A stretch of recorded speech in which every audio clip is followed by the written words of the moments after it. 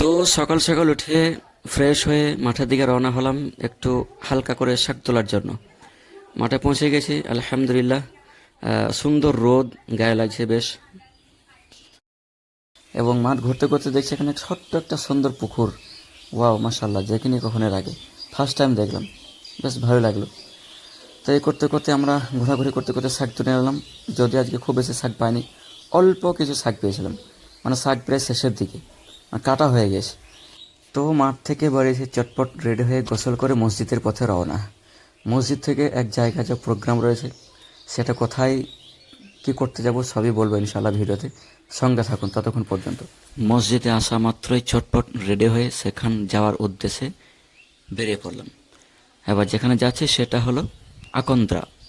একটা বিবাহের দাওয়াত আছে, বিয়ের দাওয়াত, সেই উদ্দেশ্যে যাওয়া। আমরা যখন আকন্দ্রা পৌঁছাই তখন প্রায় বেলা 1টা বাজে, মানে জহরের ওয়াক্ত পেরিয়ে গেছিল। চটপট নাস্তা করে মসজিদের পথে রওনা।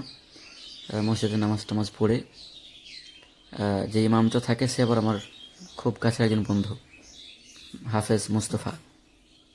সে নামাজ টামাজ পড়ে দেখা সাক্ষাৎ করলাম, একটু গল্প গুজব করে মসজিদটা একটু ঘুরে ফিরে দেখলাম। মসজিদটা বেশ সুন্দর আছে, ছোটোখাটো, এবং সবথেকে বড় বিষয় হচ্ছে তার পাশে একটা বিরাট বড় মসজিদ তৈরি হচ্ছে, অনেকটা জায়গা নিয়ে, কয়েক হাজার ছাদ হবে সম্ভবত।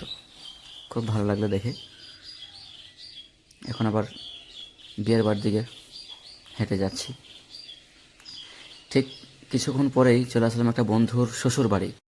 কিছু সময় গল্প গুজব করে আমরা আবার সেখান থেকে চলে আসলাম। দুপুরের খাবার খেলাম 4টের সময়, বেশি লেট হয়নি। খাওয়া দাওয়া সম্পূর্ণ করে আমরা আবার আমাদের নিজেদের গন্তব্যের পথে রওনা। আমরা চলে যাচ্ছি এখন টুকটুক করে। একটা কথা হলো, বাইরে কোথাও গেলে আমাকে সবথেকে বেশি যেটা ভালো লাগে সেটা হচ্ছে রাস্তাঘাট।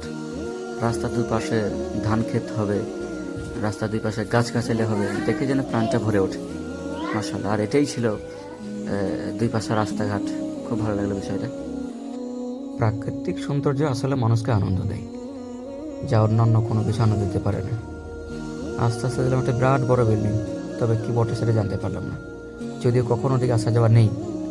এই করতে করতে আমরা জয়দেব চলে আসলাম। বর্ধমান থেকে বীরভূম আসতে মাঝে শুধু একটা মাত্র ব্রিজের ব্যবধান। তো এতক্ষণ পর্যন্ত ভিডিওটা ভালো লাগলে অবশ্যই লাইক করবেন, পাশে থাকবেন।